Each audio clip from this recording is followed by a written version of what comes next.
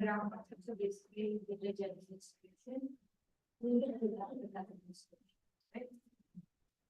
When we go at the topics, there's something said.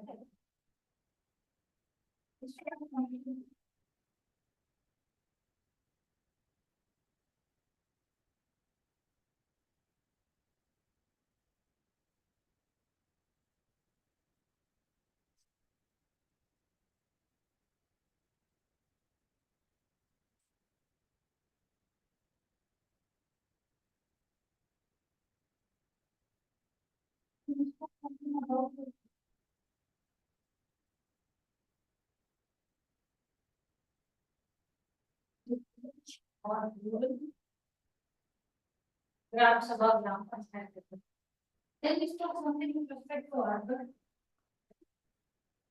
Okay, municipalities, corporation.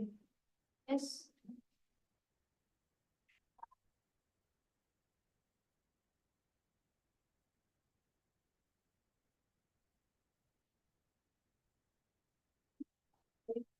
Yes. I agree. We prefer grassroots level democracy, given in the term. That's similar to the word from the grass, from the bottom. Okay? We like taking a bottom up approach. If you ask me, where does if anyone ask you, where does or who has more power? Is it a panchayat surpಂಚ or a prime minister? Who? Prime minister. But we prefer to, at least on books, tell that no, direct form of elections or direct democracy is coming from the bottom up. Understanding? So always with respect to our democracy, not any other country ka democracy I'm speaking about.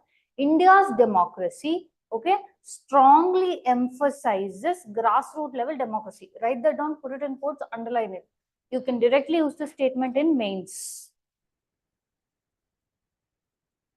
India's democracy emphasizes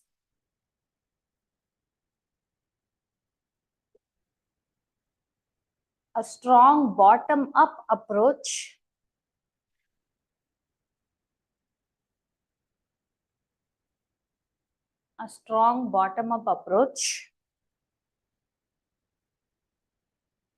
where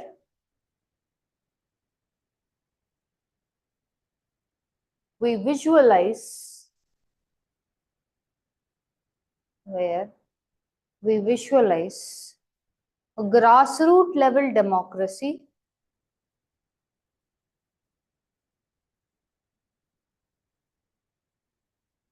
coupled with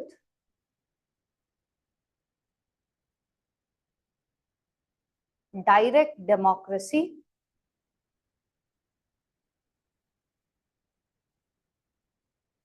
comma which was the true aspiration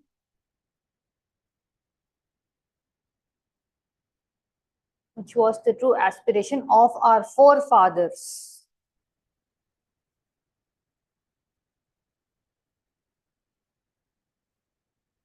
According to Gandhi, full stop, next point, according to Gandhi,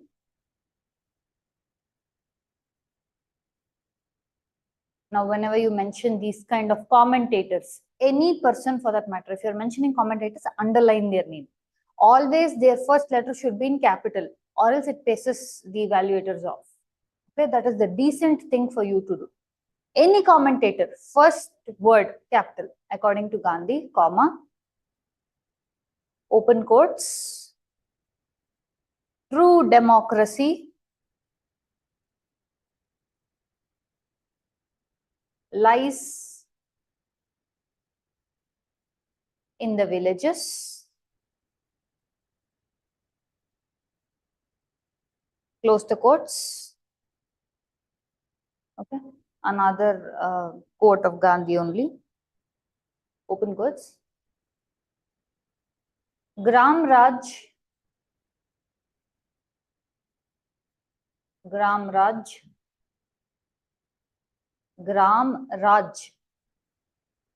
is the ultimate model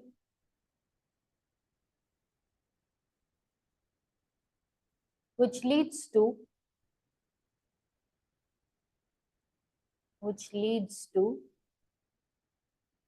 egalitarian economic model, which leads to egalitarian economic order in reaching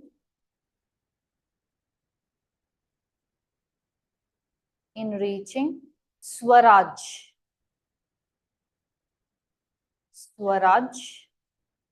And thus attaining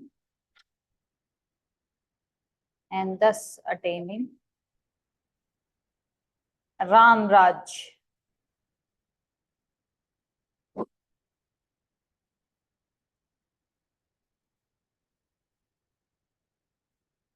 See, your NCERT books pe pretty much the last class. You just know there's something called Panchayat, Sarpanch, Gram Sabha, Gram Panchayat. That's all the book is there, that content. Because that much only a 6th standard child can study. That same thing when UPSC is going to ask a question, you cannot write these words and leave it for a 10-mark question or 15 marks question. These are the things that you will have to add and write. Understanding? This is the difference how you take the content there and put it like a UPSC paper. You will not just write, Sarpanch is there, Gram Raj is there, then ward member is there. Those things are 6th standard level. Okay, this is UPSC level. Now, before everything, I'm sure you would have understood this, but there's some keywords I'll just clarify. Democracy. Okay, democracy. Okay, basically it just means people and rule. See, there are multiple ways of polity. Polity meaning how people are administered. Now, for example, if you take Britain, there's someone called Queen, right? So that is a hereditary position.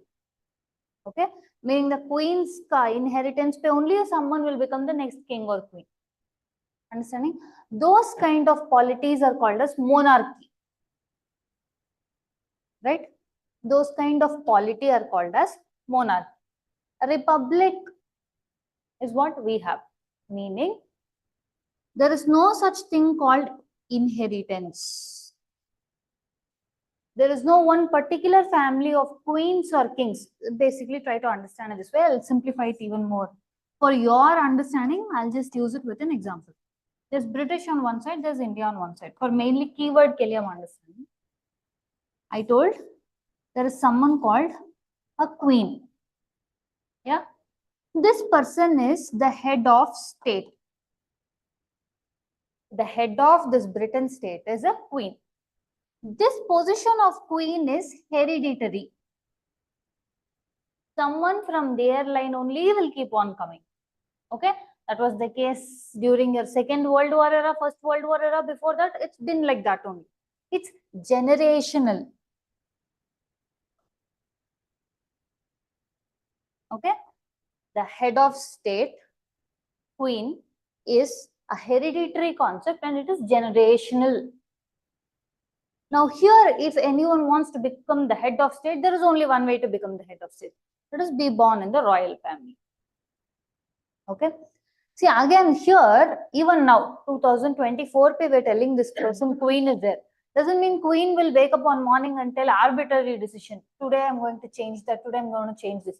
Reality is it's not like that. Below queen, there's something called parliament.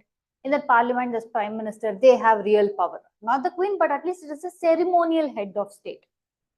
Understanding clear up until here? But now when you look at India, see, we have had the concept of kings and queens way before than Britain. Okay, we've had some king or queen or someone. Post independence, India decided. See, again, last class we spoke something about Varnashrama. People born in a particular Varna should only do that particular occupations. Because of that, India faced a lot of hardships. Okay. For all those reasons, alongside coupled with we had partition and everything. Because of people belonging to particular caste, particular sex, particular religion, we've had a lot of discrimination on us. So India decided, no, we are done with it. From now on, we do not want any such concepts. So for that purpose, I told you this was called monarchy, right? Exact opposite of monarchy we brought in India. This is, I'm telling, post 1947. We brought in republic. Meaning, our head of state. Our head of state, who is our head of state? Any idea? Excellent. Our head of state is president, right? Now, this person is the head of state who will not belong to any particular family, who will not belong to any particular lineage, or it is not a hereditary position, or it is not that only a male or a female can become president. We have had the history of both a male president as well as a female president. And this position is not hereditary. This position is not generational. Meaning, if this queen is there, up until that person dies, she is only the queen. But here it's not like that. You will have to be elected time and again. It's not that once you become president, up until you die, you're the president. No such things. You are constantly elected. Okay? And one main thing, understand this keyword. This keyword is what is going to be helpful for you up until the last point of polity.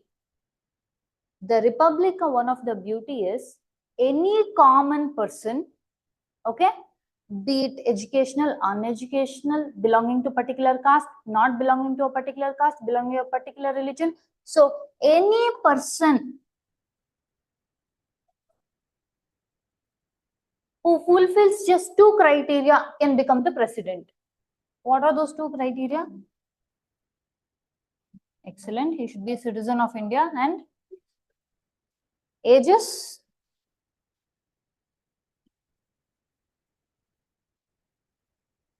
Any Indian citizen who is of above 35 years of age can contest and become the president or head of state. This model was framed exactly opposite to monarchy.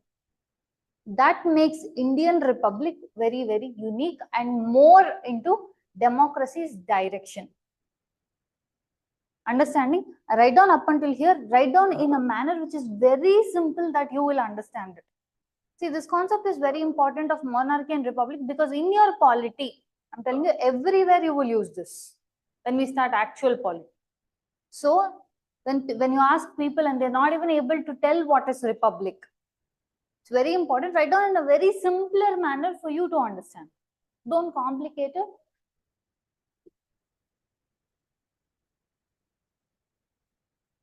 This HOS is head of state.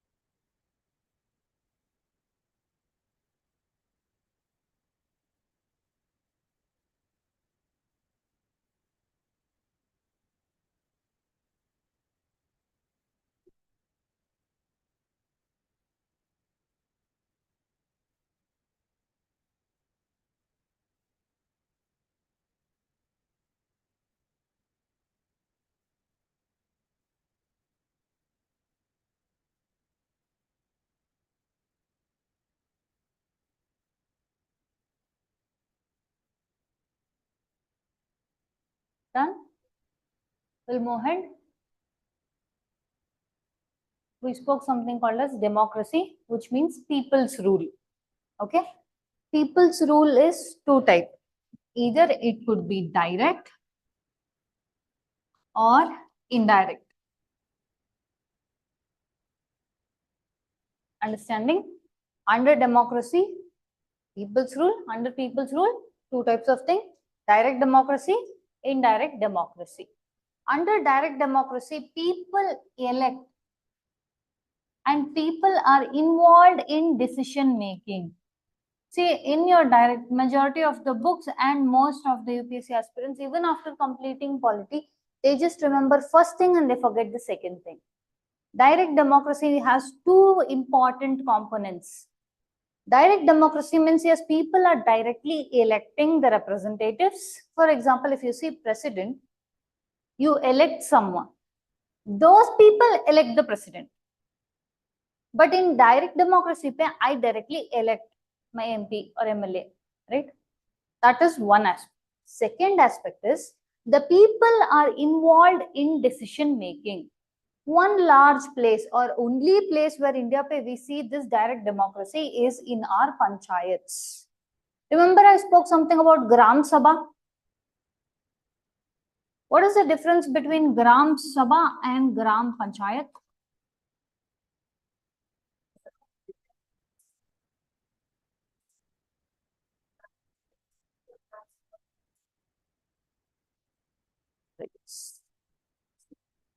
Gram Panchayat, if it has to go ahead with any decision, it has to take the approval of Gram Sabha. Meaning Gram Sabha is involved in the decision making. In entire India's polity, if we observe direct democracy, second part, that is decision making, it is only here. Today, if your MP or MLA wants to do something to his constituency, he will not come and ask you. Or if you say, I don't like this, doesn't mean that he will stop it. He will do what he will do. You do not have a say in that matter. So, Pura India polity, if there is only one place where people are directly involved in decision making, okay, that is only in your Gram Sabha or your grassroots level panchayat system. Write that down. This is very, very important. Interview people have messed up on this question. That is the importance of this question.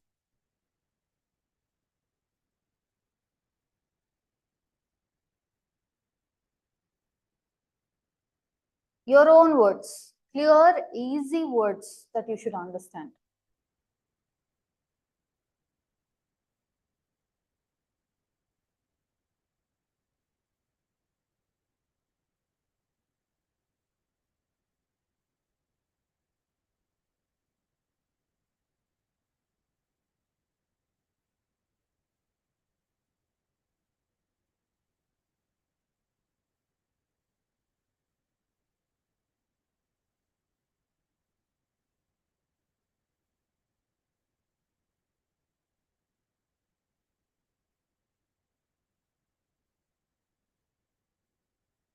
Done? Clear up until here? Now, indirect democracy is ruled by elected representatives. Indirect democracy is ruled by elected representatives, meaning now in the elections that are going to compete in the central elections or state elections, I am nowhere going to go involved in any decision making. Instead, I will elect my MLAs and MPs. Those people will do the work for me. Answering, just write this down. I'll explain those also in detail. Indirect democracy is ruled by elected representatives.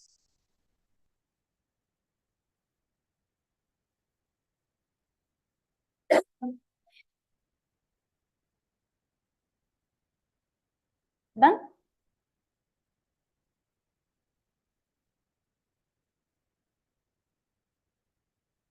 No.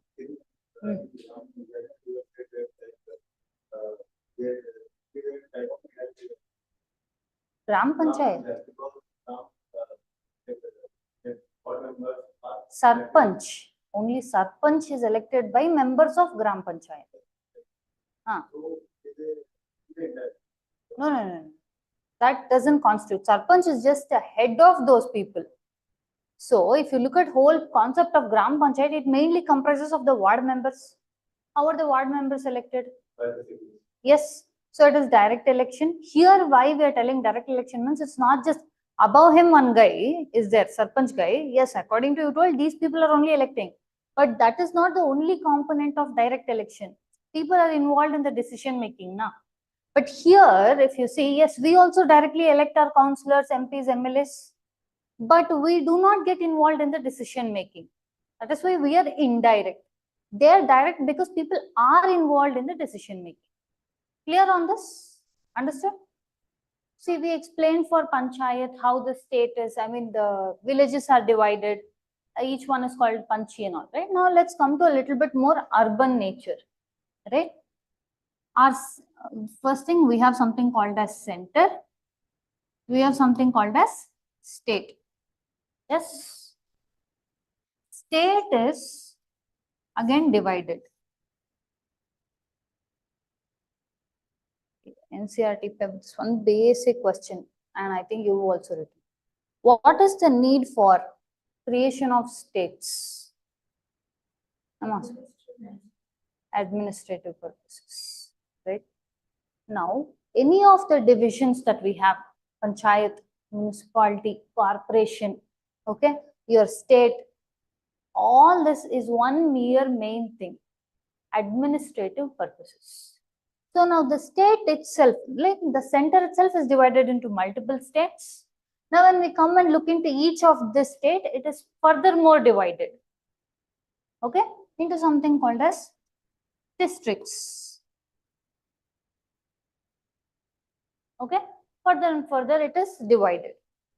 There we saw each place of a village is divided like a ward. Here the division is called as constituency. Okay, the state first, Pura India divided into pieces of states. Now inside the states, it's completely divided into constituencies. Okay. Now in each constituency, we elect a councillor.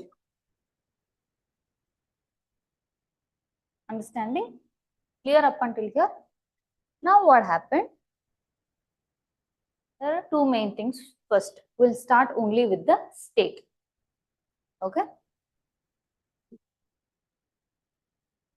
State government. Gram Sabha pe we spoke people all elect some guys, that is your ward members.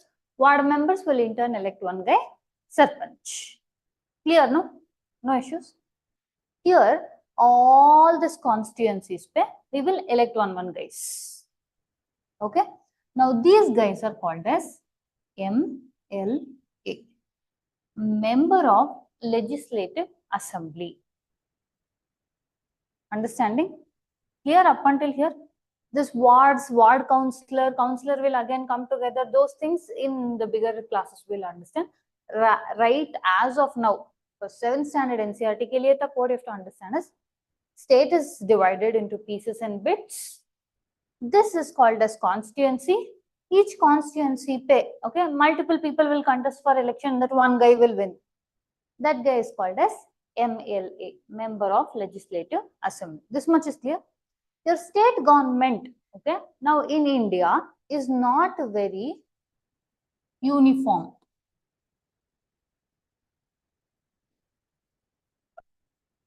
I write down up until here.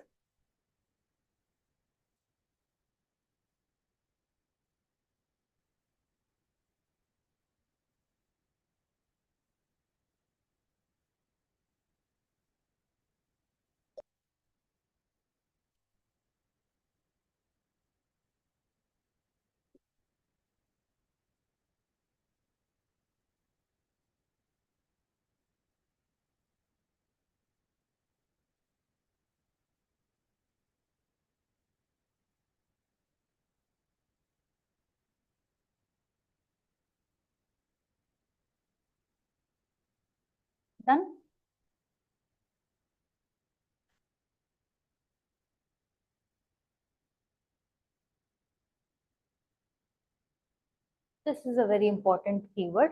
Throughout India, state government is not uniform. Meaning,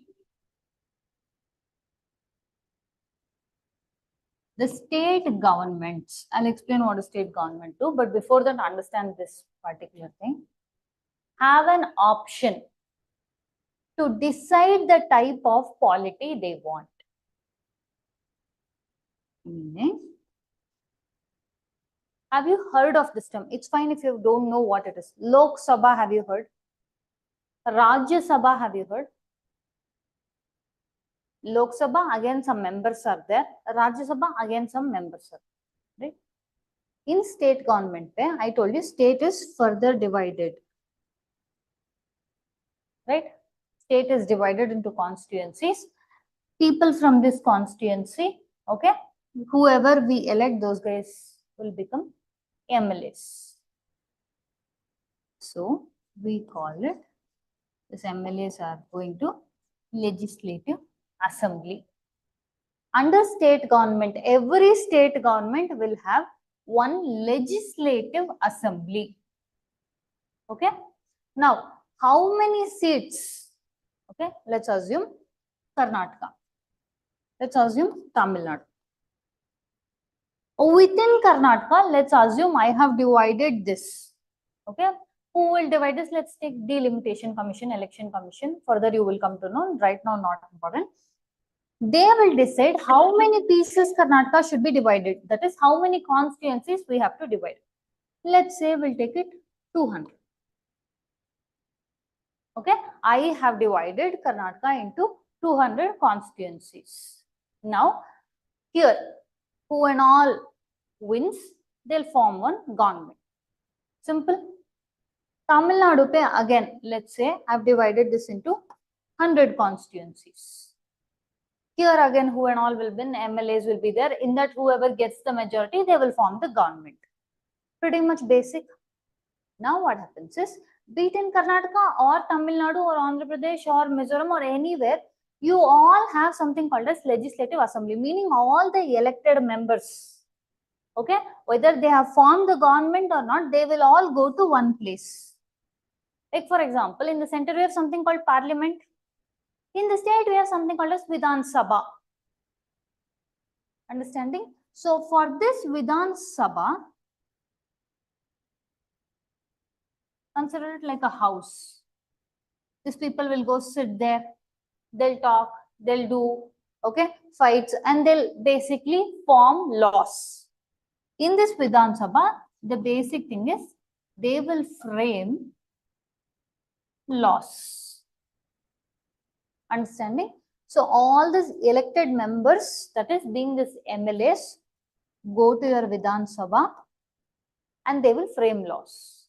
Here they will not ask the people who have elected them whether you like this, unlike your Gram Panchayat and Gram Sabha. This much is clear. This is legislative assembly.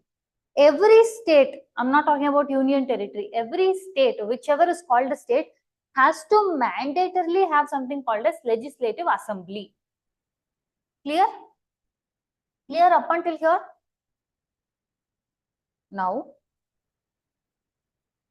your states have an option to decide if they want one more house. Vidhan Sabha. Okay. That is, you have something called Lok Sabha. Again, no need to know what that is, just word if you know, fine. Lok Sabha, Rajya Sabha. Two houses. Both ka work is only one thing, making laws. Simple thing, right? State pe one foremost body, very important body that you have to have is Vidhan Sabha. Clear, na? If they want to have another house, same like this, with different members, okay? If they want to have, they can have.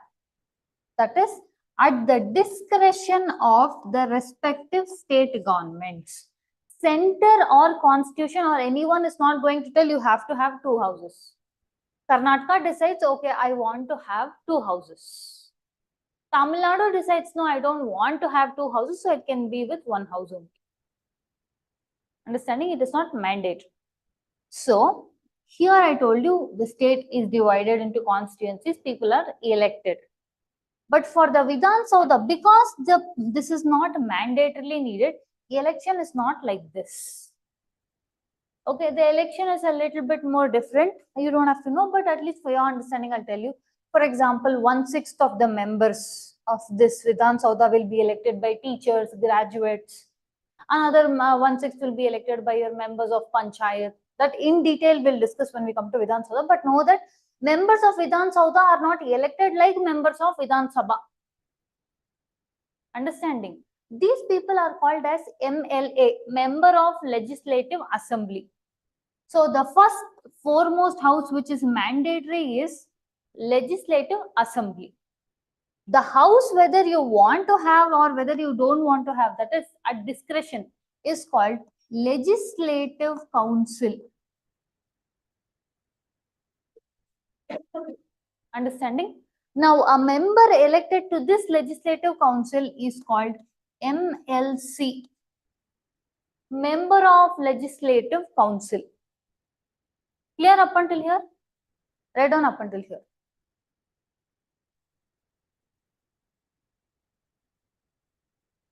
Now, just for argumentative sake, I'm going to ask you, who is more powerful, MLA or MLC? Why? Directly elected by people, right? Yes, obviously this guy is more important. This guy has more power and everything. More thing is, the entire existence of this is dependent on this. Let's say all the MLAs have formed on government. They don't like this people or this concept itself. They can anytime remove it off now. Understanding? See, if they were elected by people, they cannot be removed arbitrarily. Your legislative assembly will mandatorily be there. The government may fall, the governments may fall continuously and change, but the house will remain there. The house is a permanent body. Here, the house itself is not permanent. Understanding? Its existence is mere temporary or at discretion basis. One of the example is, let's take Andhra Pradesh, Tamil Nadu. Multiple times we have had where people have decided, no, I don't want legislative council. Where some other time people have decided, no, I will bring in legislative council. Okay, write down up until here. The next part I'll explain importance of legislative council.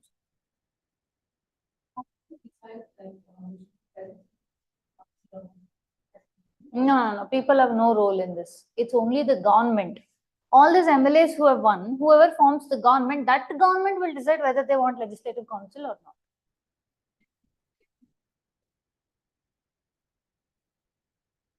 This guys, we don't saw that. Yes. Read on just up until here.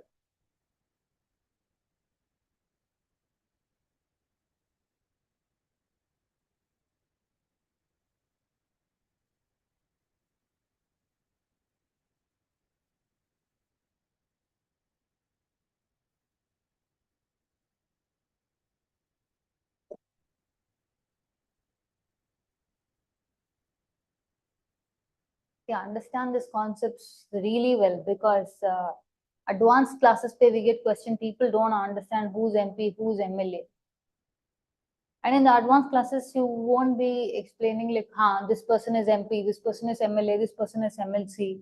That time it will be very difficult for you guys itself. Right now, make sure your basic is very strong.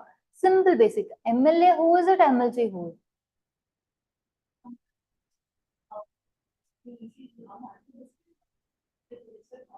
No. District itself is not a constituency. Constituency could be sometimes bigger. Okay, it might have a couple of the districts under it, but a district is not always a constituency. Clear? What?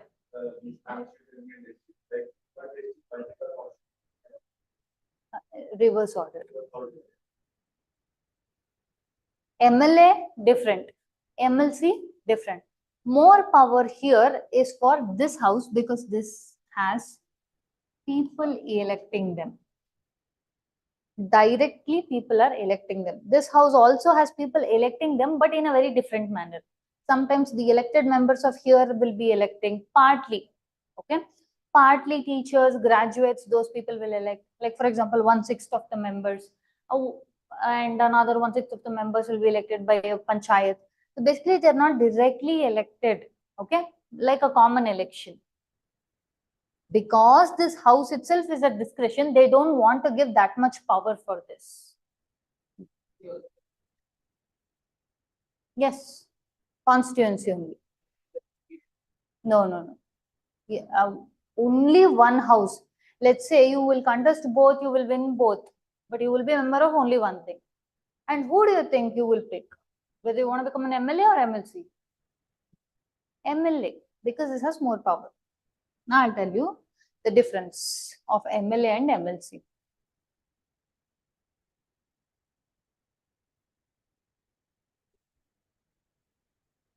MLA belongs to which house? Legislative? MLC belongs to?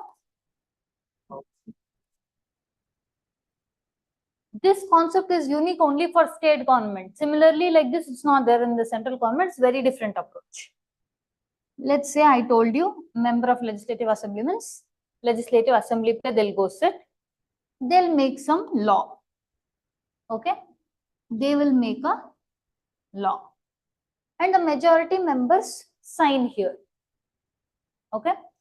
If they have another house, legislative council, this bill, whatever it is, all the basic terminologies will be explained, but as of now, understand.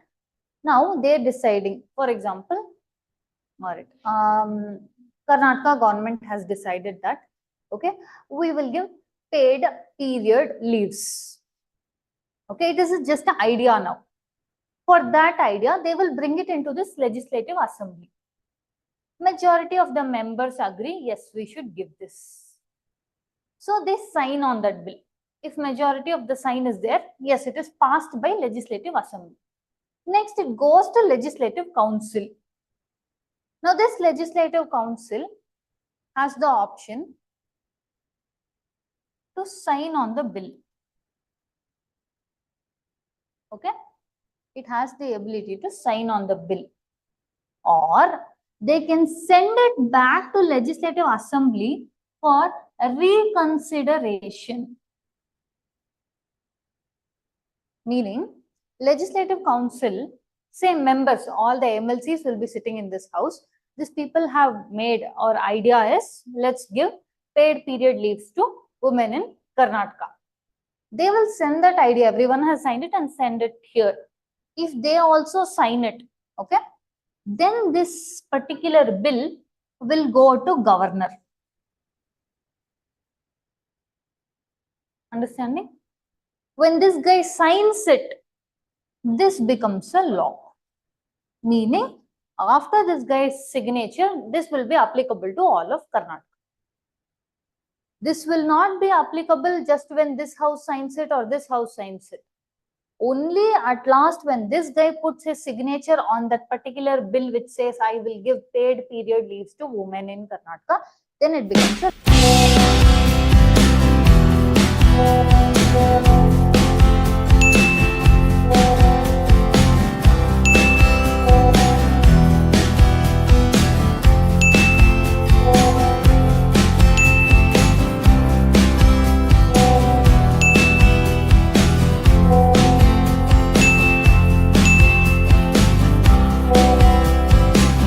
then it is applicable to all of Karnataka.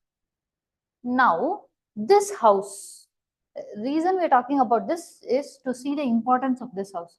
When this house has passed, majority of the members, let's say 200 members are there.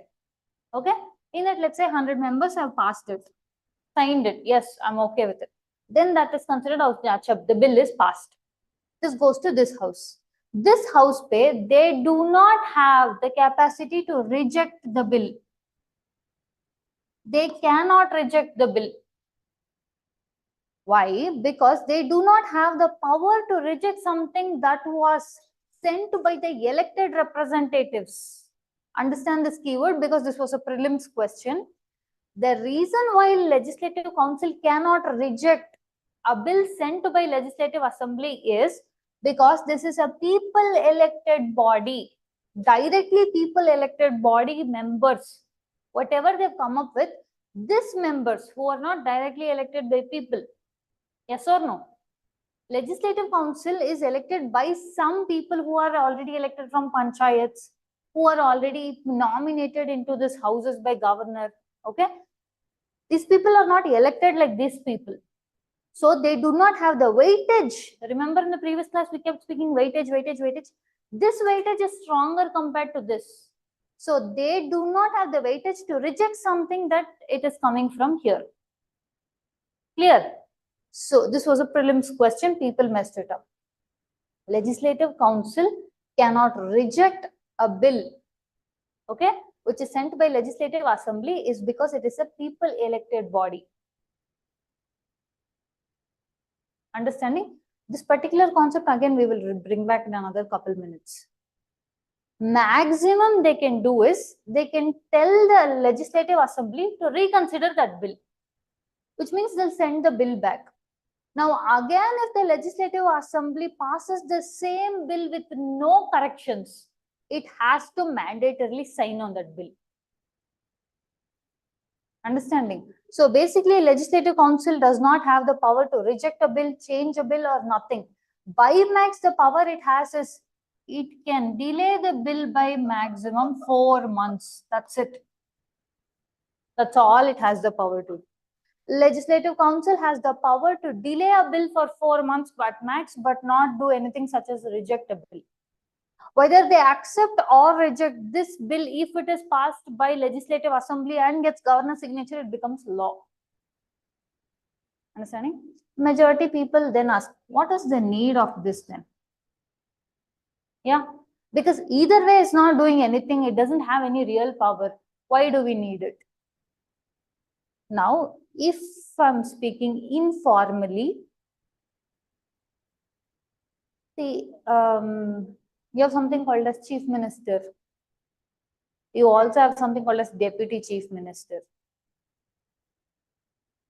Whole point of deputy chief minister was, if something happens to the incumbent chief minister, present chief minister, this guy will be there up until a new position is filled or the old guy comes back. But we have instances of 2 deputy chief ministers, 3 deputy chief ministers. Why do you think they have to keep 2, 3 guys? Do you think the first guy is going to have something and second guy also will have something, third guy is also having something? No, it's basically power politics. I want higher position. You have to pacify the people. So we have to give, acha, you cannot be CM, but you can be deputy CM. Right? There will be certain members in the politics. This is informally speaking, just between us. There will be certain members who cannot get into the office, who were members of the office. But now they cannot be sitting at home idly. 40 years of their life, they would be only in this. So critics call that this is only to make sure this house is there to house those people. It's like, I cannot tell these people who are there in 40 years of politics, you were there, netas of politics, go sit in home. Instead, to pacify them, I'll give one house, I'll give one title and tell, no, you're MLC. But do you have any real power?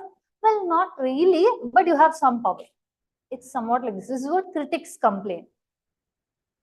But if you say constitutional manner, okay, it is to tell that, they are just cross-checking the bill.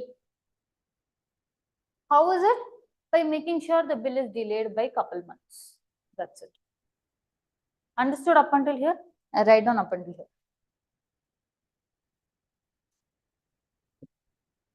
Your own words, simpler words.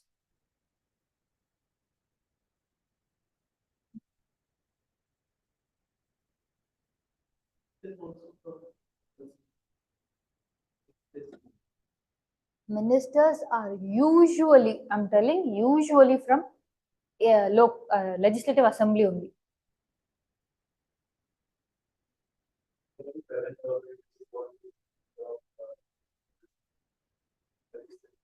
You have multiple states. No. See, when I'm telling MLA, MLC and all these things, states have a tendency to, for example, Andhra Pradesh had it. Okay. This government decides, okay, I'm going to keep legislative council.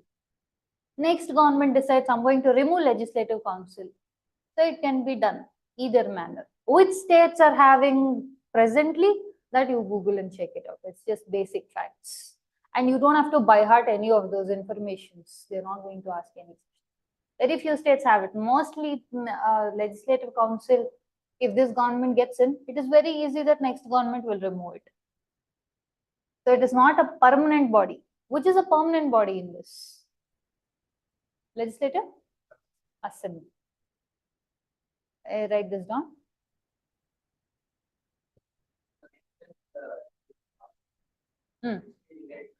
No, immediately they have to sign. Even if they don't sign it, it's considered it's passed. Clear here? Any doubts? Now, just because we are on this topic, simultaneously I'll explain central government. There's something called Lok Sabha. There's something called Rajya Sabha. Now this will take the same thing. Your states.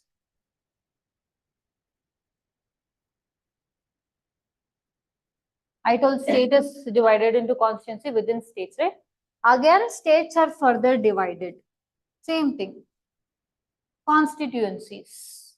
The constituency for state government is different. The constituency for central government is different.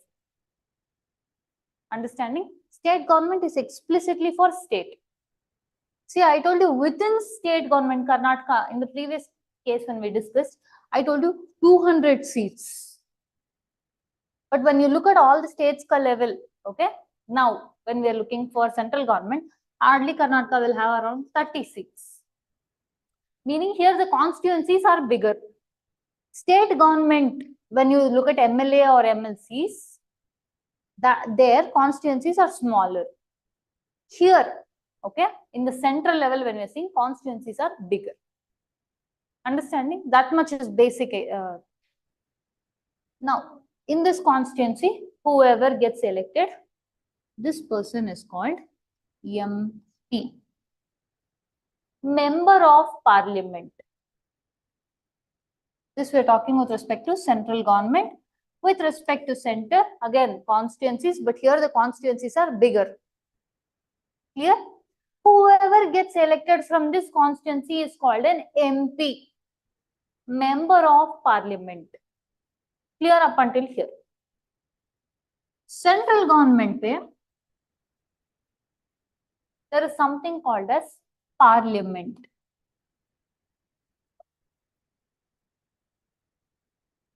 Okay. This Parliament is the highest law-making body in India. Write that exact statement down. India pe Parliament is the highest law-making body in India.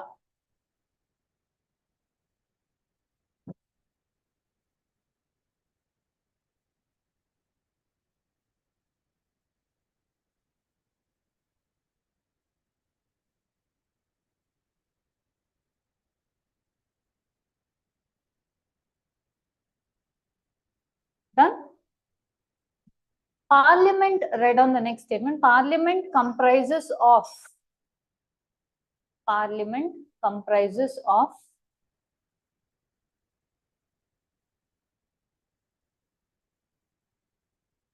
below, write down as point wise. First one, Lok Sabha, Rajya Sabha, second point. Write down point wise, don't make it too much like a statement. Parliament comprises of first one, Lok Sabha, second, Rajya Sabha, third, President.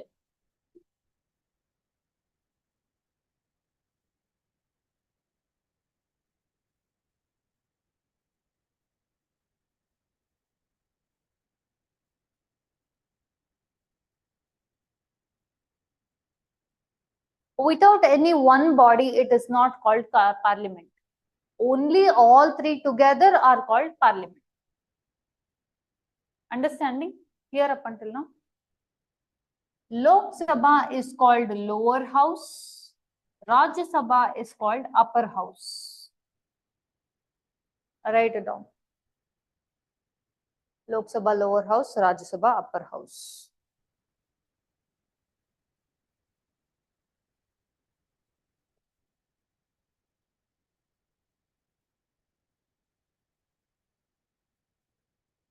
Done? Constituencies are there. Okay. State pe, bigger constituency compared to your state. Anyone who gets elected here is called MP. Now, I told you in state, if he is elected from this constituency, is called MLA or MLC. Here it is only one thing, MP. Okay. Now, there we spoke LA, LC. Here we will speak LS, RS. 95% of the time, initially when in the NCERT classes, people will easily try to draw a similarity between your Legislative Assembly and Lok Sabha, Legislative Council and Rajya Sabha. Do not do that. It is entirely opposite. Understanding? Your Lok Sabha is nothing like Legislative Assembly. Your Rajya Sabha is nothing like Legislative Council. You can even say to an extent that Lok Sabha and Legislative Assembly can be compared. But Rajya Sabha and Legislative Council cannot be compared. It is totally different bodies. Here, Legislative Council, when we saw there, it wasn't a very strong body. It is equally strong body here to Lok Sabha. Anyone getting again constituency, MP can be either from Lok Sabha. If you are elected member of Lok Sabha or Rajya Sabha, you will still be called MP only. Understanding? Now what happens? Lok Sabha, let's assume 545 members. Rajya Sabha, let's assume 272 members. Okay, 270 members of Rajya Sabha or 545 members of Lok Sabha. Okay, just the number of variations is different. The term of Lok Sabha is 5 years. Term of Rajya Sabha is 6 years. One foremost thing I'll tell you. This Lok Sabha can be dissolved. Okay, let's say after 5 years of term, automatically Lok Sabha will fall. Then a new government will be elected. Or now one government has been elected. It loses majority. Okay, then also Lok Sabha will fall. Meaning again fresh elections has to be conducted. But that is not true for Rajya Sabha. A Rajya Sabha is a permanent house. Meaning its lifetime cannot be dissolved. See, when I say Lok Sabha is dissolved, meaning all the members of Lok Sabha can cease. Cease means stop being the member of parliament. Like I told you, maybe they would have lost majority. No alternate government can be formed. Or after completion of 5 years, like now, for example, general elections is coming. When general elections is coming, the Lok Sabha house will be dissolved. It's done. It's over. Its lifetime is over. But for Rajya Sabha, you cannot dissolve Rajya Sabha. Rajya Sabha ka election, how it is, we'll explain later. But here also it will be elected by people only. Okay. Here it is very different. It is 6 years term. Okay. Every 2 years, 1/3 of the members retire. How exactly all that works, we'll see in the higher classes. As of now, just know this much. Rajya Sabha here has equal powers to Lok Sabha. One additional prestigious thing Rajya Sabha has is it cannot be dissolved. Meaning, you cannot come to Rajya Sabha and tell, now it's dissolved. All the members will stop becoming the members of parliament. You cannot use that phrase in Rajya Sabha because Rajya Sabha is more of a permanent body. Understood? These were all the keywords and terminologies they asked in prelims statement answers. Read on up until here.